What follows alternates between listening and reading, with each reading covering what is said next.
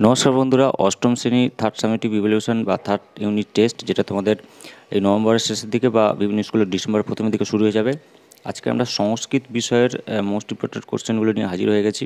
তোমরা দীর্ঘদিন ধরে কমেন্ট করছিলে যে দাদা সংস্কৃতের প্রশ্নগুলো পোস্ট করো, তো আমরা সেটা প্রশ্ন উত্তর সমেত যে ভিডিওটা করা হয়েছে সেটা প্রশ্ন উত্তর সমেতই করা হয়েছে, একটু বড় হতে পারে।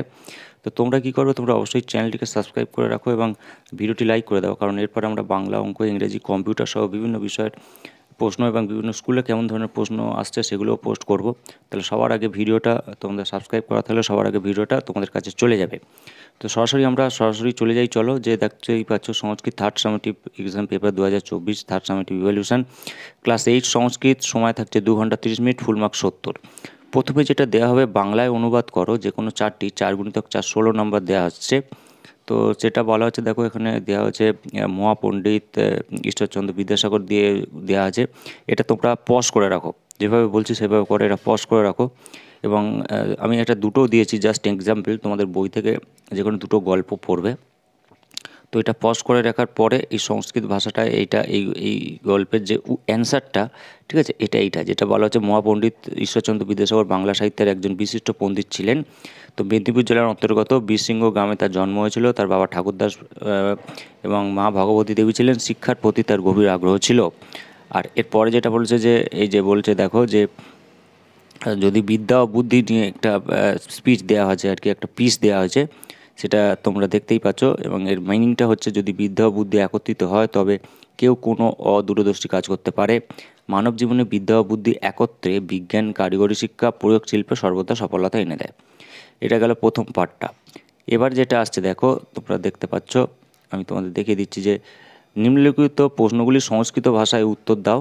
এক্ষেত্রেও তাই, যে রবীন্দ্রনাথ নোবেল পুরস্কার যে পেয়েছিল সেই নিয়ে দেওয়া আছে। এবং এরকম এখানে 6টা প্রশ্ন দেওয়া আছে। তোমরা এটা এই পজ করে করে এই প্রশ্নগুলো জাস্ট একবার দেখে নেবে, পড়ে নেবে। এবার অ্যান্সারটা যেটা আসছে, এখানে অ্যান্সারটাও করে দেওয়া আছে, দেখে নিতে পাচ্ছ যে নিম্নলিখিত প্রশ্নগুলো সংস্কৃত ভাষায় উত্তর দাও যে কোনো চারটি। তো রবীন্দ্রনাথ নোবেল কীভাবে অ্যান্সারটা করতে হবে সেটাই এখানে বলে দেওয়া হয়েছে। এবারে তোমাদের যদি এটা পড়তে বা বুঝতে কোনো রকম কোনো অসুবিধা হয়, তোমরা অবশ্যই কমেন্ট করে জানাও। আমি তাহলে এটা একদম মানে বাংলা স্পিচটা কীভাবে হয় সেটা আমি বলে দেবো। তো আমরা মেন পর্যায়ে চলে যাই, চলো।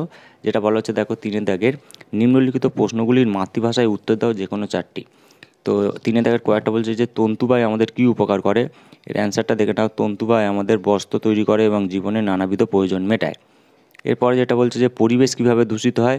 ক্ষয়ের অ্যান্সারটা দেখে দাও। পরিবেশকে বিভিন্ন কারণে দূষিত করা হয়, যেমন শিল্পের বর্জ্য, প্লাস্টিকের ব্যবহার এবং কাঠের অযথা কাটা, অর্থাৎ গাছ কাটা। দূরদর্শনকে আবিষ্কার করেন, তো দূরদর্শন আবিষ্কার করেন জন লেগি বেয়ার্ড। এরপর ঘয়েরটা যেটা বলা হচ্ছে যে কালিদাস কে ছিলেন। ঘয়েরটা দেখে নাও। কালিদাস একজন বিশিষ্ট সংস্কৃত কবি এবং নাট্যকার, যিনি শকুন্তলা নাটক রচনা করেছেন। উঙরটা বলা হচ্ছে যে বিচারক জৈন ধর্মকে কী বলেছিলেন। তো বিচারক জৈন ধর্মকে বলেছিলেন, তুমি সত্যের পথে চলো, অন্যথায় তুমি শাস্তি পাবে। ঠিক আছে। আচ্ছা, কে কুকুরের মুখ বন্ধ করেছিল। যেটা বলা হচ্ছে যে কুকুরের মুখ বন্ধ করেছিল কুমারী নারীরা। তো এই প্রশ্ন উত্তরগুলো যখন হয়ে গেল, এর পরের পার্টটা আমরা দেখে নিই কী আসছে। প্রকৃতি প্রত্যয়, দেখো 4 দাগে বলা হয়েছে। তো যে কোনো 3টে করতে দেওয়া হবে, 3 নম্বরে থাকবে। এখানে 6টা দেওয়া আছে। একটা বলছে যে নাস্তি, উত্থায়, অবলক্ষ্য, নিবসতি, খাদন্তি, হতবান। ঠিক আছে, এখানে 6টা দেওয়া আছে। তো এই 6টা প্রশ্নের উত্তর আমরা দেখে নিই, করে নিই কী বলা হচ্ছে এখানটায়, দেখে নাও। 4 দাগে বলছে যে প্রকৃতি প্রত্যয় নাস্তি হচ্ছে প্রকৃতি অর্থাৎ না, প্রত্যয় হচ্ছে অস্তি, অর্থাৎ অস্তিত্ব আছে। এরপর 2টা বলছে যে উত্থায়, প্রকৃতি হচ্ছে অর্থাৎ উপর, প্রত্যয় মানে থাকা। 3টা বলা হচ্ছে যে অবলক্ষ্য, প্রকৃতি হচ্ছে নিচে বা প্রতি, এবং প্রত্যয় হচ্ছে লোক, মানে দেখা। ঠিক আছে। এরপর যেটা আছে নিবস্তি। ঠিক আছে, নিবস্তি যেটা প্রকৃতি হচ্ছে অর্থাৎ নিচে বা প্রতি, এবং প্রত্যয় হচ্ছে বস্তি, মানে থাকে। এরপর বলছে যে 5টা খাদন্তি, প্রকৃতি হচ্ছে খাদ বা খাওয়া, প্রত্যয় হচ্ছে বা তারা করে। 6 দাগে যেটা বলা হচ্ছে যে প্রকৃতি মানে হতবান। ঠিক আছে, হত মানে মারা, এবং প্রত্যয় হচ্ছে বান, অর্থাৎ করেছে বা অর্জন। অর্থাৎ প্রকৃতি প্রত্যয় এই যে কটা দেওয়া হয়েছে 6টা, সেই 6টা একদম গ্রামাটিক্যাল যে উত্তর সেটা তোমাদেরকে করে দেওয়া হলো। তোমরা ভিডিওটা পজ করে করে একটা করে প্রশ্ন দেখো, একটা করে উত্তর দেখে নাও। এরপর 5টা যেটা বলা হচ্ছে, দেখো যে কোনো একটি শ্লোক বা বাণী বন্দনা দেবনাগরী অক্ষরে লিখে তার বাংলা অর্থ লেখো। এই যে যেমন 5 দাগের কয়েকটা বলা হচ্ছে যে পিতা স্বর্গ পিতা ধর্ম, ঠিক আছে, এইভাবে যেটা বলা হচ্ছে প্রশ্নটা তোমরা পজ করে দেখে নিলে, এবং এর নাম্বারটা কিন্তু 3 × 2 আছে। তো আমরা এটা যদি একবার দেখে নিই, দেখো শ্লোকের বঙ্গার্থ যেটা শ্লোক, তার বাংলা হতো পিতা স্বর্গ পিতা ধর্ম, অর্থাৎ পিতা স্বর্গের সমান পিতা ধর্মের সমান, এখানে পিতার গুরুত্ব ও মর্যাদাকে বোঝানো হয়েছে। এরপর খয়েরটা যেটা বলা হচ্ছে দেখো দেয়া হয়েছে, ঠিক আছে, খয়েরটা এখানেও আমরা করে দিয়েছি ধন ও জীবন আর কি, যেটা বলছে যে অর্থ ধন ও জীবন উভয়ই গুরুত্বপূর্ণ, ঠিক আছে, এতে ধনের ও জীবনের গুরুত্ব বোঝানো হয়েছে, ঠিক আছে। এবং গয়েরটা বলা হচ্ছে, দেখে নাও গয়েরটা পজ করে দেখে নেবে, এটা গয়ের যেটা বলছে যে শুভ ভাবনা, এর অর্থ হচ্ছে শুভ ভাবনার প্রতি প্রণাম, অর্থাৎ এটি শুভ ও ভালো কিছুর প্রতি সম্মান জানানো হয়েছে, ঠিক আছে। তাহলে এরপর দিয়েছে সন্ধি বিচ্ছেদ, দেখো 6 দাগে বলছে যে সন্ধি বিচ্ছেদ করে যে কোনো 4টি 4 × 1 কস্তম সোহপি যথাস্য তদাকর্ণ তুলমাসিত এবং পুত্রম বদত। তো এটা আমরা সন্ধি বিচ্ছেদগুলো করি। 6 দাগের একটা দেখো কস্তম ক যুক্ত দন্তে শয়তায় মস্তম, ঠিক আছে। এরপর সোহপি সো যুক্ত অপি, যথাস্য যেমন যুক্ত তাস্য, যেমন যুক্ত তাস্য যথাস্য, তদাকর্ণ তৎ যুক্ত আকর্ণ, তুলা মাসিত অর্থাৎ তুলা যুক্ত মাসিত, এবং যেটা বলছে যে পুত্রম বদত অর্থাৎ পুত্র ম যুক্ত বদত।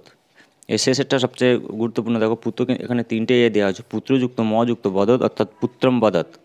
তো এই সন্ধি বিচ্ছেদগুলো আমরা করে নিলাম। এবার আসছি যে সাথে থাকা নিম্নলিখিত শব্দের কারক ও বিভক্তি নির্ণয় করে যে কোনো 3টি। 1 কর্ম তস্মিন সরোবরে অবসাদ, এখানে সরোবরেরটা কী কারক ও বিভক্তি নির্ণয় করতে হবে। তব দোষ নস্তি নদীটার স শোনেন হিত, অর্থাৎ নদীটার সটা কী কারক এবং বিভক্তি সেটা জানতে হবে। তস্যই বিদ্যাসাগর ইতুৎপাদিং দত্তবন্ত, ঠিক আছে। এবার চলো আমরা অ্যান্সারটা দেখে নিই, এর কী আছে। কারক বিভক্তি 1 কর্ম তস্মিন সরোবরে অবসাদ, কারক হচ্ছে কর্ম অর্থাৎ অবস্থান এবং বিভক্তি সপ্তমী বিভক্তি। তব দোষ নাস্তি, কারক হচ্ছে অভাব বা দোষ, ঠিক আছে, এবং বিভক্তি হয়ে যাচ্ছে দ্বিতীয়া। নদীর তট স শোনেন হৃত, অর্থাৎ কারক স্থান অর্থাৎ নদী এবং বিভক্তি হচ্ছে চতুর্থী। তো এই কারক বিভক্তি যে 4টে যেখানে দাগ দেওয়া আছে এইগুলো আমরা এখানে করে দিলাম। এবার এবার বলছে যে নিম্নলিখিত অব্যয় পদগুলি দিয়ে বাক্য রচনা করো, যে কোনো 3 নম্বর দেওয়া আছে। এখানে বলছে যে একটা বলছে নিক্সা ইব সাওদা অত ঋত সায়াম, ঠিক আছে, এই 6টা দেওয়া আছে। তো আমরা এখানে বাক্য রচনাগুলো দেখে নেব। 9 দাগটা দেখো, নিক্সা বলছে রাত্রির নিক্সা অন্ধকারে পথ চলা কঠিন, অর্থাৎ গাঢ়। নিক্সা মানে হচ্ছে গাঢ় বা কঠিন। ইব অর্থাৎ সে সিংহের মতো গর্জন করিল, ইব বীর অর্থাৎ মত বা ন্যায়। সদা সে সদা সত্য কথা বলে, সদা অর্থাৎ সর্বদা বা সব সময়। অত মানে অত কিম আমরাই তোমার প্রকৃত বন্ধু, অতএব অত কিম মানে অতএব।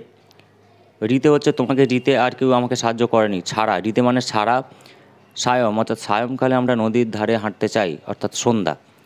তো আমরা এই বাক্য রচনাগুলো করে নিলাম অব্যয় পদগুলো দিয়ে। এবার 10 দাগে বলছে যে সঠিক ক্রিয়াপদ বেছে শূন্যস্থান পূরণ করো, যে কোনো 3টি। বালক গৃহং, গচ্ছে না গচ্ছেত, নরা গমিষ্যতি না গমিষ্যত্তেই, ঠিক আছে, গমিষ্যন্তি না গমিষ্যতি, তো কোনটা হবে আমরা দেখে নিই।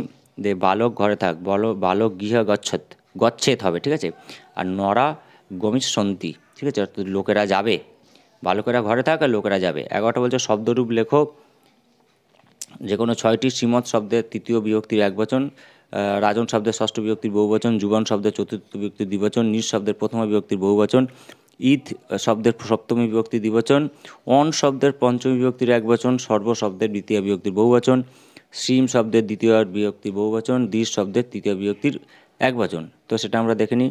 দেখো পরপর দেওয়া আছে যে শ্রীম শব্দের তৃতীয় বিভক্তির একবচন শ্রীমত্তা, রাজন শব্দের ষষ্ঠী বিভক্তির বহুবচন রাগ্গাম, আচ্ছা, যুবন শব্দের চতুর্থ বিভক্তির দ্বিবচন যুবভাম, নিজ শব্দের প্রথম বিভক্তির বহুবচন নিশা, ঈদ শব্দের সপ্তমীর বিভক্তি দ্বিবচন ঈদ, অন শব্দের পঞ্চমীর বিভক্তির একবচন অন, সর্ব শব্দের দ্বিতীয় বিভক্তির বহুবচন সর্বা, শ্রীমৎ শব্দের দ্বিতীয় বিভক্তির বহুবচন শ্রীমৎ, দিশ শব্দের তৃতীয় বিভক্তির একবচন দিশা।